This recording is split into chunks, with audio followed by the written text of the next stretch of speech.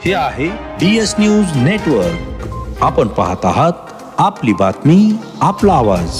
नमस्कार, मी दिनकर शिंदे. आपण पाहताय DS न्यूज. तुमचं मत माझं मत मध्ये आपलं स्वागत. मित्रांनो, महत्वाचा विषय असा आहे की राष्ट्रवादी काँग्रेसमधून फुटून भारतीय जनता पार्टी सोबत सत्तेत गेलेले अजितदादा पवार आणि उद्धव ठाकरे यांना सोडून भारतीय जनता पार्टी सोबत सत्तेत गेलेले एकनाथराव शिंदे या दोघांनाही आता भारतीय जनता पार्टी शिवाय पर्याय राहिलेला नाही. विशेष म्हणजे यांच्या सोबत गेलेले जे आमदार आहेत त्यातल्या बहुतांश जणाला भारतीय जनता पार्टी शिवाय आता पर्याय नाही. मात्र काही आमदार आहेत त्यांच्या बाबतीत मी आपल्याला नंतर सांगेन. विषय असा झालेला आहे की एकनाथराव शिंदे हे उद्धव ठाकरे यांना सोडून भारतीय जनता पार्टी सोबत सत्तेत सहभागी झाले. मात्र हे सहभागी होत असताना त्यांच्या काही नेत्यांकडून काही आमदारांकडून उद्धव ठाकरे आणि त्यांच्या परिवाराविषयी अत्यंत खालच्या पद्धतीनं बोलल्या गेलं. आणि विशेष म्हणजे राजकारणामध्ये आजचे मित्र उद्याचे शत्रू असतात, तर आजचे शत्रू उद्याचे मित्र सुद्धा होऊ शकतात. हे ब्रीद घेऊनच राजकारणी लोक काम करत असतात. मात्र एकनाथराव शिंदे गटातील अनेक आमदारांना कदाचित हे समजलं नाही, लक्षात आलं नाही आणि त्यांनी उद्धव ठाकरे यांच्या परिवारासोबतच तुलना करायला सुरुवात केली आणि उद्धव ठाकरे, रश्मिताई ठाकरे, आदित्य ठाकरे यांच्यावर त्यांनी टीका केली. यामुळे त्यांचे परतीचे मार्ग आता शिवसेनेमध्ये बंद झालेले आहेत.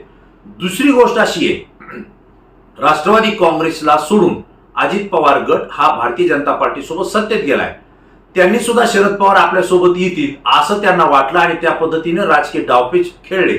परंतु झालं असं की शरद पवारांनी आपल्या राष्ट्रवादी काँग्रेसला भारतीय जनता पार्टीपासून अलिप्त ठेवण्याचा निर्णय घेतला आणि अजित पवार आणि त्यांचा गट या ठिकाणी एकाकी पडलेला आपल्याला दिसतंय. शरद पवार हे कुठेही जाणार नाही, न्यायालयीन लढाई लढणार नाही असं ते म्हटले. परंतु ते निवडणूक आयोगाकडे मात्र गेले आणि यामध्येच अजित पवार आणि त्यांच्या गटाचा घात या ठिकाणी झालेलं लक्षात आपल्या येत आहे. मित्रांनो, अजित पवार गट आता भारतीय जनता पार्टी सोबत गेलाय. उपमुख्यमंत्री अजितदादा झाले. त्यांच्या इतर 8 आमदारांना त्या ठिकाणी मंत्रिपद सुद्धा मिळालेली आहेत. परंतु परिस्थिती अशी झाली आहे की शरद पवार यांनी निवडणूक आयोगाकडे याचिका दाखल केली होती. त्या संदर्भात आपलं म्हणणं त्या ठिकाणी मांडलं आणि त्यासोबतच आता सुप्रीम कोर्टात सुद्धा त्यांनी याचिका दाखल केलेली आहे आणि त्यावर सुनावणी 13 ऑक्टोबरला होणार आहे. म्हणजे उद्धव ठाकरे यांच्या शिवसेनेची आणि शरद पवार यांच्या राष्ट्रवादी काँग्रेसची सुनावणी एका दिवशी 13 ऑक्टोबरला सुप्रीम कोर्टामध्ये होणार आहे. म्हणजेच एक लक्षात येईल की यामध्ये अजित पवार आणि त्यांच्या गटावर जे कोणते आमदार त्यांच्या सोबत आहेत त्यांच्यावर अपात्रतेची टांगती तलवार झालेली आहे. त्यासोबतच उद्धव ठाकरे हे निवडणूक आयोगाकडे पण गेले, सुप्रीम कोर्टात पण गेले आणि त्यांच्या एकनाथ शिंदे गटाचे जे आमदार त्यांना सोडून गेले त्यावर सुद्धा अपात्रतेची कारवाई करण्यासाठी विधानसभेचे अध्यक्ष राहुल नार्वेकर यांच्याकडे प्रकरण सुरू आहे. म्हणजेच एकनाथराव शिंदे आणि त्यांच्यासोबत गेलेले आमदार हे येणाऱ्या काही दिवसांमध्ये अपात्र होतील अशी स्थिती आहे. जर एकनाथराव शिंदे गट आणि अजितदादा पवार गट हा जर अपात्र ठरत असेल तर यांच्याकडे एकच पर्याय राहतो आणि तो पर्याय म्हणजे या दोन्ही गटाला कुठल्या तरी राजकीय पक्षामध्ये प्रवेश करावा लागेल आणि दुसरा कुठलाही राजकीय पक्ष यांना प्रवेश करण्यासाठी शिल्लक राहिलेला नाही. त्यामुळे यांना भारतीय जनता पार्टी या पक्षामध्येच विलीन व्हावं लागेल. म्हणजेच परिणामी भारतीय जनता पार्टीचेच नेते आणि कार्यकर्ते म्हणून यांना यापुढच्या काळामध्ये काम करावं लागेल अशी स्थिती महाराष्ट्रामध्ये उभा राहिलेली असे चित्र आपल्याला या ठिकाणी पाहायला मिळत आहे. मित्रांनो, नुकतंच शिक्षण मंत्री आणि एकनाथराव शिंदे गटाचे नेते दीपक केसरकर यांनी एक स्टेटमेंट केलंय आणि त्यांनी प्रसिद्धी माध्यमाला बोलताना एक गोष्ट सांगितली की कोणत्या चिन्हावर निवडणूक लढवावं हे महत्वाचं नाही, परंतु नरेंद्र मोदी यांच्या नेतृत्वाखाली आणि नरेंद्र मोदी यांना पंतप्रधान करण्यासाठी लोकसभेची आणि विधानसभेची निवडणूक लढली जाईल, त्यासाठी आम्ही सज्ज आहोत असं त्यांनी या ठिकाणी संकेत दिलाय. म्हणजे याचा अर्थ असा की आम्ही भलेही शिवसेनेच्या चिन्हावर नाही लढलो तरी चालेल, भारतीय जनता पार्टीच्या चिन्हावर लढलो तरी चालेल, परंतु नरेंद्र मोदी यांना पंतप्रधान करण्यासाठी आम्ही निवडणुकीला सामोरं जातोय. म्हणजे एकनाथ शिंदे गट हा भारतीय जनता पार्टीच्या चिन्हावर उभा राहण्यासाठी तयार झालेला आहे, त्यांची मान्यता त्या ठिकाणी झालेली असे संकेत दीपक केसरकर यांच्या स्टेटमेंटमधून पाहायला मिळत आहे. आणि दुसरी गोष्ट, अजित पवार यांचा जो गट आहे तो भारतीय जनता पार्टीच्या अनेक नेत्यांच्या सोबत विधानसभेची आणि लोकसभेची निवडणूक लढलेला आहे. आज त्या मतदारसंघामध्ये राष्ट्रवादी काँग्रेस अजित पवार गट आणि भारतीय जनता पार्टी देवेंद्र फडणवीस गट हे नेते आमने सामने त्या ठिकाणी उभा राहण्याची शक्यता आहे. आणि म्हणून जर अजित पवार गट भारतीय जनता पार्टीत गेला तर त्यांच्या अनेक नेत्यांना त्या ठिकाणी भाजपची उमेदवारी मिळेल अशी शक्यता या ठिकाणी दिसते. परिणामी असं झालंय की एकनाथराव शिंदे गट आणि अजित पवार गट हा भाजपच्या चिन्हावर विधानसभेच्या आणि लोकसभेच्या निवडणुका लढतील.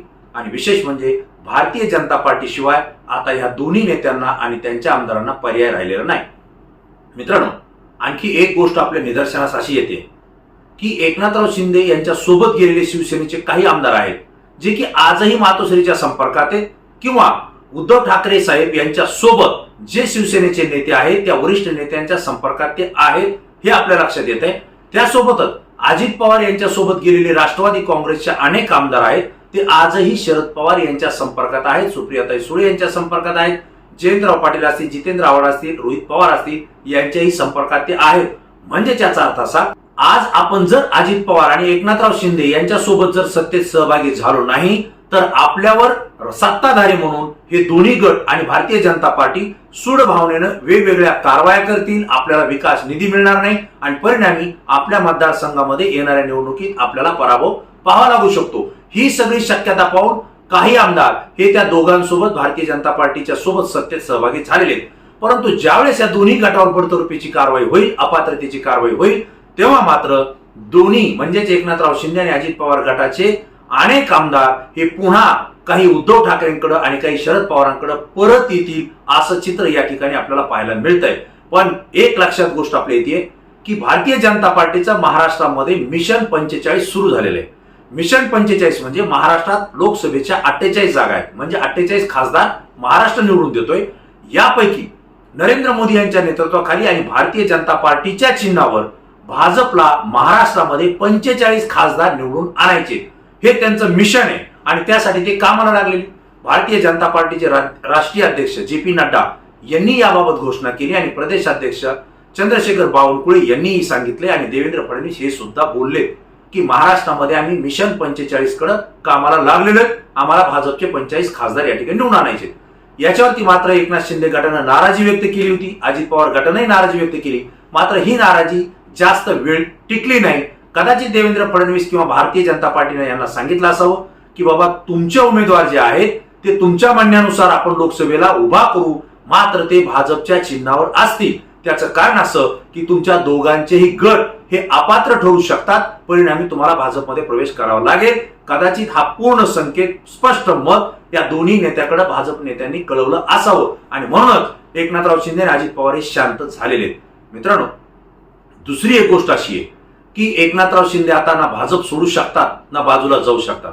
कारण जरी ते नाराज झाले तरी त्यांना बाहेर जाता येत नाही, कारण शिवसेनेचे दरवाजे त्यांच्यासाठी बंद झालेले, स्वतंत्र पक्ष ते स्थापन करू शकत नाहीत. आणि जरी ते भाजपपासून बाहेर गेले तर त्यांच्यावर पुन्हा एकदा ईडी, सीबीआय आणि अँटी करप्शन यासारखे विभाग पाठीमागे लागू शकतात आणि त्यातले अनेक आमदार जे की आज मंत्री झालेत त्यांच्यासह अनेक कार्यकर्ते आणि नेते हे चौकशीच्या फेऱ्यात अडकतील आणि भविष्यात ते जेलमध्ये त्यांना जावं लागेल. ही भीती एकनाथ शिंदे गटाला त्या ठिकाणी आहेच. त्यासोबत अजित पवार गट यांच्यासोबतचे अनेक नेते तर जेलमध्ये जाऊन आलेले, त्यांची ईडी सुरू आहे. छगनराव भुजबळ असतील, हसन मुश्रीफ असतील, यांना तर ईडीनं कारवाई केली, त्यांच्या चौकशा सुरू आहेत आणि छगन भुजबळ हे तर जेलमध्ये जाऊन आले. अजित पवार गट आता भाजपपासून बाजूला जाऊ शकत नाही, कारण शरद पवार यांनी अजित पवारांच्या परतीचे मार्ग आणि दोर हे त्या ठिकाणी कापलेले, बंद केलेले आणि त्यामुळं जर ते भाजपपासून बाजूला झाले तर ते स्वतंत्र पक्ष स्थापन करू शकत नाहीत आणि जरी करायचं ठरवलं तर त्यांच्याही विरोधात चौकशीच्या कारवाया त्या ठिकाणी सुरू आहेत.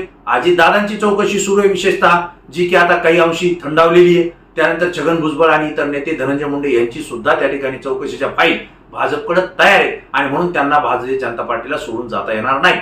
परिणामी भाग त्यांना असा आहे की आता भाजप सोबत राहिल्याशिवाय पर्याय नाही आणि याच कारणानं हा विषय महत्वाचा ठरतोय की भारतीय जनता पार्टीनं टाकलेला डाव, या डावामध्ये एकनाथ शिंदे आणि अजित पवार हे पक्के फसलेले.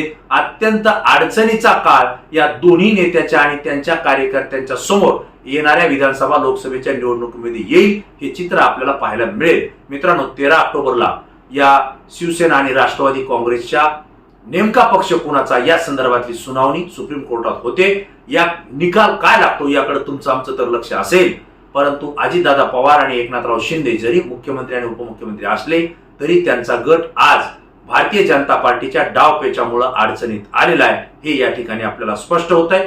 हा विषय आपल्यासमोर शेअर करणं मला महत्वाचा वाटला. मित्रांनो, आपल्याला हा विषय कसा वाटला आणि अजित पवार एकनाथराव शिंदे भाजपच्या डावामध्ये खरंच फसलेत का, तुम्हाला काय वाटतं, तुमचं मत या व्हिडिओच्या कॉमेंट्स बॉक्समध्ये आपण निश्चित आपली प्रतिक्रिया देऊन कळवा. कारण तुमची प्रतिक्रिया संपूर्ण महाराष्ट्र पाहतोय. तुमची प्रतिक्रिया आमच्यासाठी सुद्धा महत्वाची आहे. मित्रांनो, नवीन विषय नवीन मुद्दा घेऊन पुन्हा भेटेल. तोपर्यंत धन्यवाद.